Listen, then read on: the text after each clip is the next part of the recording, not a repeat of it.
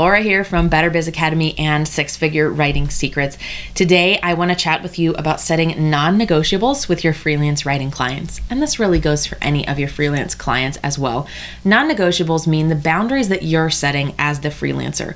All too often, I see freelancers who are burned out, frustrating, and not making as much money as they could because they're not setting any boundaries in place. They're letting the client call all of the shots. Now, if that's you, it's not entirely your fault, because if you started out as an employee, you usually have the mindset that the boss is always right.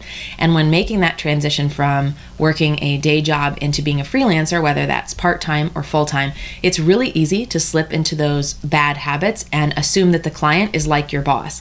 However, for tax and legal and many other reasons, your client is only your boss in the sense that you're working on a project together. They shouldn't be calling the shots about your working hours and exactly how you do things all the time.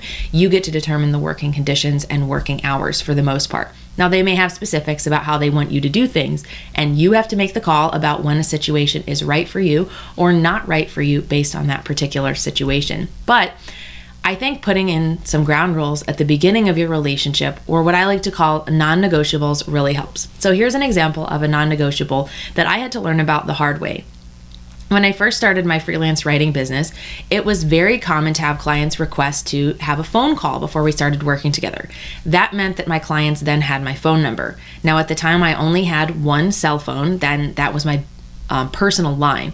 So sometimes I would get texts, phone calls, voicemails after hours, or someone would text me as a client and expect an instant response. And especially since that was my personal cell phone, there were so many elements of that that just felt wrong, and it felt super disruptive that they actually thought I would drop whatever I was doing and answer, or would even read a text message that came in at 9:30 at night. So I learned very early on that, first of all, I needed to separate my personal and my business lines. And I would tell my clients up front that I have a business cell phone and that it gets turned off at 5 o'clock, or it gets put on airplane mode at 5 o'clock, and that I'll respond to them the next business day. It's much like an email account that I would close down at the end of the workday and not answer until the following day.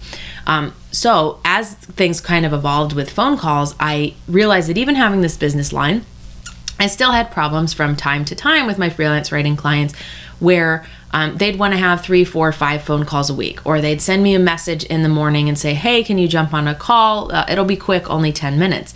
But here's the thing, when you're fully booked as a freelancer, you probably have time carved out for marketing, for working on client things, for delivering client work, for admin, etc. Your schedule is most likely already set up. And if you allow people to start going down that path of scheduling meetings with you at the last second and carving out portions of your day, it's really disruptive. So say I'm working on another client's project, I get an email from client B saying, can you get on the phone for 5 minutes? So I stop client A's project, I get on the phone for 10 minutes, then I'm horribly distracted and disrupted because I've lost my train of thought and I've lost that flow state and focus working on my first client's project. So it's super disruptive. And usually you'll encounter this with people who do work more of a traditional 9-to-5 job. So if you're working with a digital agency or a client that owns a traditional business where their hours are 9 to 5, it may be easier for them to jump on a call real quickly or to schedule appointments with very little notice. But it's really hard to do that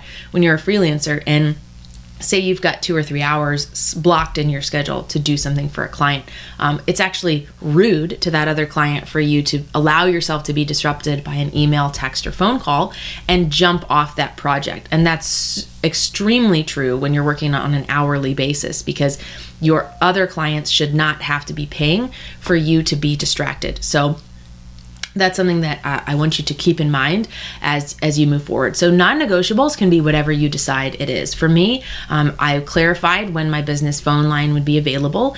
And then going forward, I would provide to my VIP clients only. So those are my clients who are paying a specific monthly retainer of a minimum amount every single month. They would get, 60-minute phone call free if they needed it. My kind of still good clients, but not meeting VIP status, would get a 30-minute phone call once a month.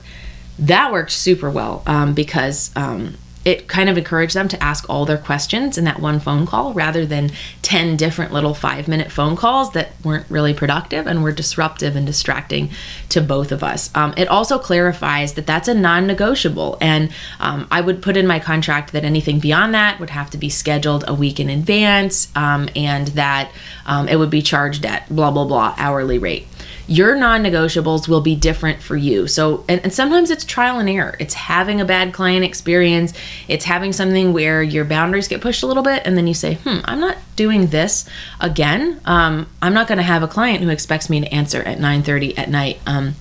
And you can, put that in your future contracts. You can also clarify that with your existing clients by just sort of gently reinforcing that boundary. And it's something that comes up often. It still comes up. I have a client, this is their first time ever working with a freelancer. So it's not like they're doing any of it maliciously, but sometimes they just need a little bit of guidance as far as what I can and am willing to do when I'm working on somebody else's project. So they kind of started down the path of, are you available? And I was actually at a doctor's appointment when I got this request for a last minute meeting. And I just kind of said, it's 3:00. I'm at a doctor's appointment for the rest of the day and I won't be available. 100% true, but kind of also gently reinforced, hey, I'm not available for these last minute meetings all the time. If you're a VIP client, I will try to accommodate you as much as possible, but it's not always going to work specifically with my schedule.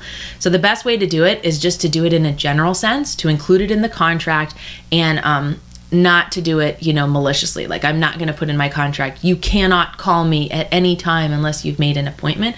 I might put something like, scheduled phone calls need to be requested with 3 business days notice, and I'll do everything possible to accommodate you. That's a much friendlier tone that comes across to the client while still reinforcing that last minute things are not okay. Remember, you own your business. You decide who you work with and how you will work with them. It's really hard to break out of that employee mindset because so many of us are used to that coming into the freelance world. But you call a lot more of the shots. You're not just a freelancer to a client. You are CEO and owner of your own business. And that means you get to decide what some of those boundaries and non-negotiables are. And 9 times out of 10, clients don't even realize they're doing it, but you can help reinforce those boundaries by just being clear and upfront. So check out more tips about growing your freelance business here on my YouTube channel or at betterbizacademy.com.